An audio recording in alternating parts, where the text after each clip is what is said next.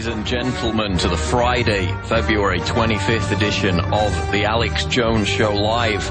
I'm Paul Joseph Watson. I'll be filling in just for the first couple of segments of today's show as Alex does live interviews, and Alex will be back at about 20 past the hour.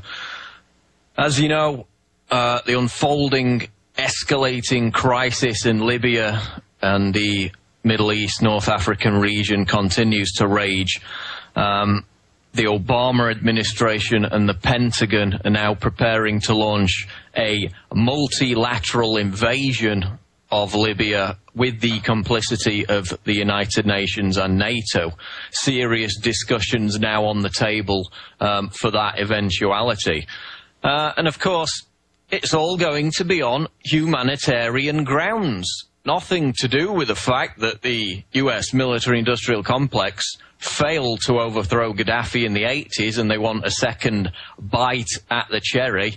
And of course, I'm sure it's nothing to do with the fact that Libya has the largest supply of oil reserves in the whole continent of Africa. Complete coincidence, I'm sure.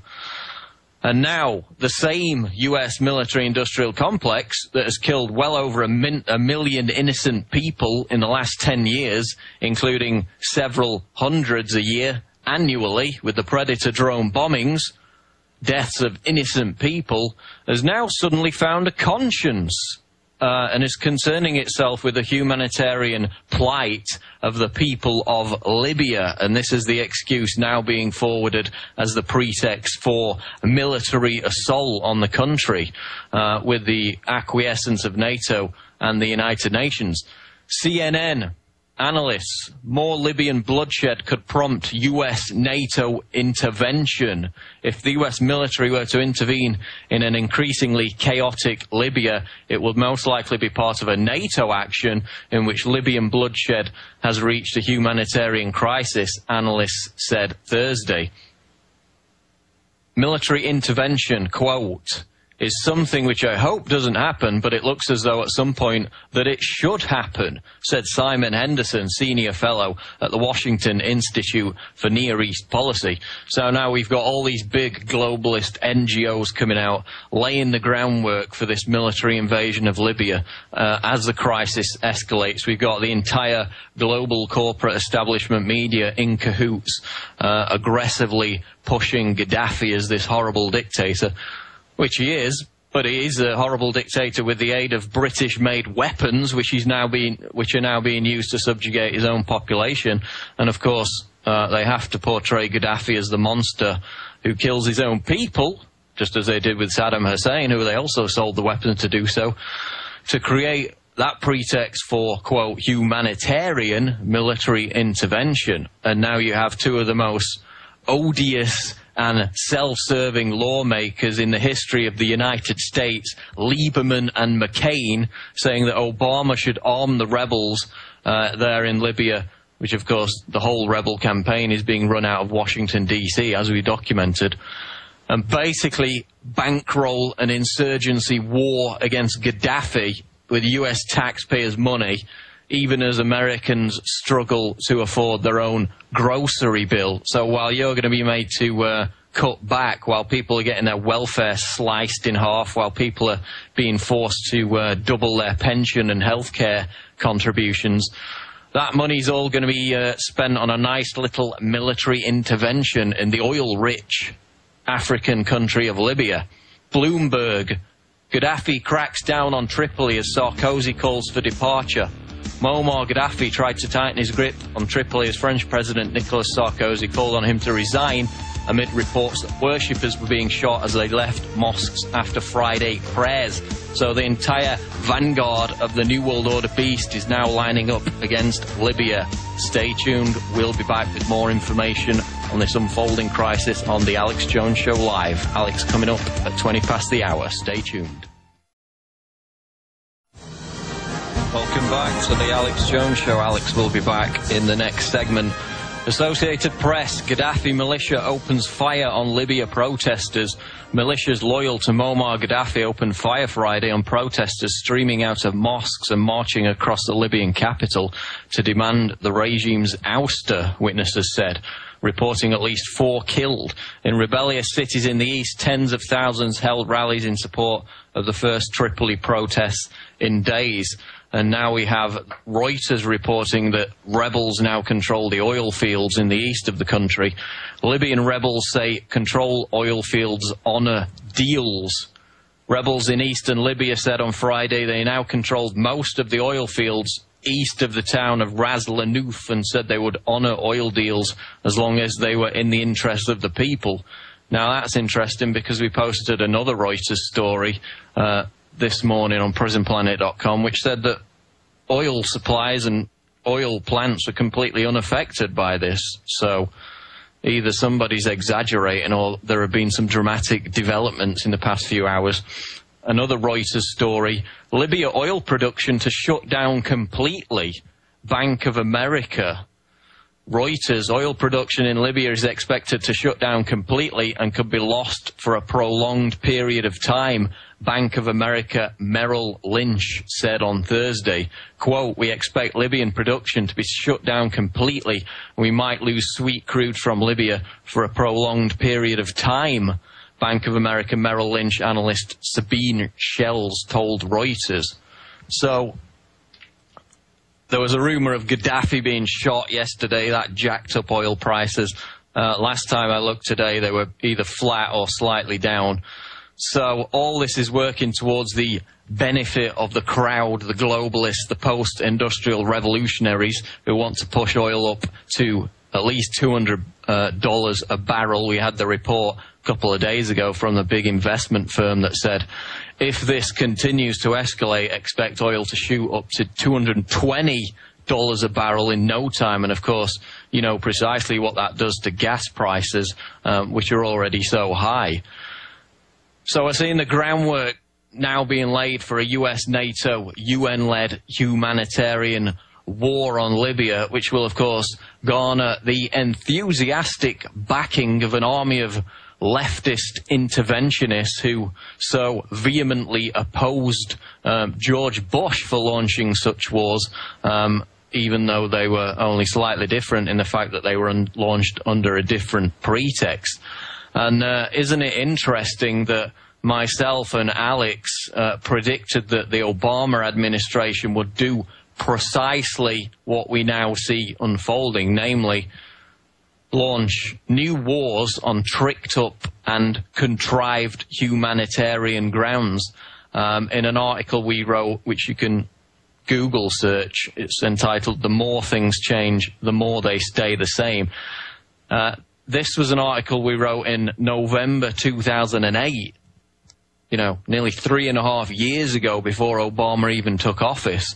And in that piece, we warned that Obama was even more dangerous than Bush in many ways, because he could launch his wars with the aid of left cover and not have to deal with the same level of vitriol that Bush did when he launched his invasions of Afghanistan and Iraq.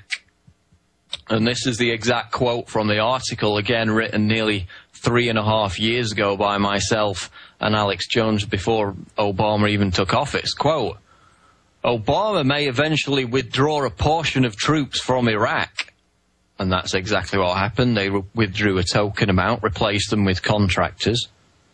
Continuing, quote, but mark our words, they won't be home long before they are sent off to bomb another broken-backed third-world country, this time in the name of a United Nations-backed humanitarian war, just as Bill Clinton presided over in Somalia and Serbia with the full support of the establishment political left. Lo and behold, this so-called revolution now sweeping the region gives the globalists and their stooge Obama the exact pretext to do just that. So what we predicted nearly 3.5 years ago, that Obama would be the man, just as Clinton was, to launch humanitarian wars, is now unfolding before our very eyes.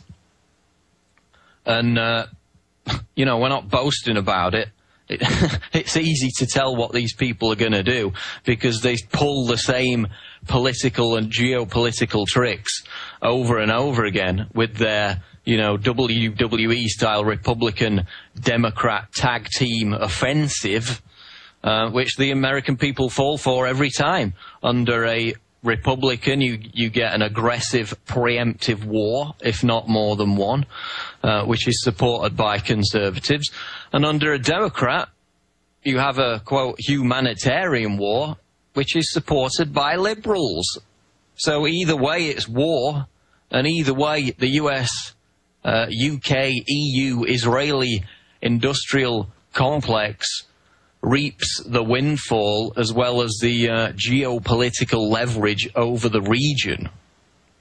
And, remember Joe Biden, the vice president's promise that Obama would be faced with an international crisis that he would have to deal with and make unpopular decisions.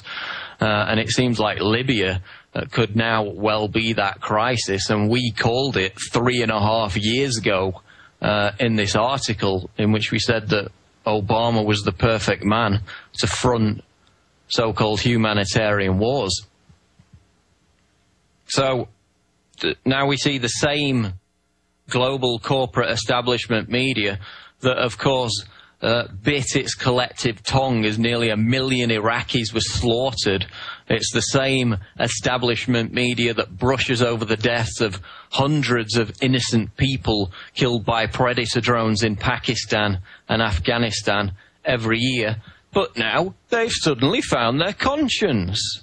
And just by a miraculous coincidence, they've managed to discover that conscience just as the New World Order launches a series of colour revolutions to reshape the Middle East in their image. And, of course, North Africa as well. So let's just not mention the fact that the weapons Gaddafi is using to slaughter his own people were mostly purchased from Britain. Companies like Lockheed Martin, which are now conducting the census in Britain to steal and track all our information and put us all in terror databases because of our religion or our beliefs. Let's not mention the fact that David Cameron, in the past few days, has been on a tour of the region. Just by coincidence, it happened to have been occurring after the overthrow of Hosni Mubarak, accompanied by no less than 8 representatives from defence firms selling weapons and bombs. Oh, very convenient timing there. So you've got Cameron swooping in to sell them all the weapons, these post-revolutionary governments, which, of course, at the moment in Egypt is nothing more than a military dictatorship. Simultaneously, you have the US government and the European Union preparing a new Marshall Plan for the Middle East, they call it, preparing to spend billions of dollars of taxpayer money, again, even as they tell taxpayers to tighten their belts, basically buying off these post-revolutionary governments as a means of hijacking, manipulating, and steering the entire revolt. And I wrote an article on prisonplanet.com a couple of days ago, speaking to this fact that the US and the EU are now swooping in and buying off all these governments. A report out of the Australian, quote, in the US, Bill Richardson, former governor of New Mexico, a leading Democrat foreign policy thinker and a confidant of President Obama, told the Times, quote, Western governments need to think of this as a Marshall Plan type moment and a dramatic change in the world's security order. Here's another quote. As senior officials from the EU, US, Japan and Australia prepared for an emergency summit on the Middle East in Brussels this week, Mr. Richardson added, quote, we have to find a way to get on the right side of these democracy movements that are going to explode and continue to explode. Right, so they're going to have to find a way to get on the right side of them. In other words, they have to find the people who are going to emerge as the strong men, which eventually happens, and they're going to buy them off, just as they had bought off Hosni Mubarak before that. Just as the US Embassy, according to the London Telegraph report, had become aware of the fact that Mubarak was going to be overthrown in 2011, nearly 3 years before it happened.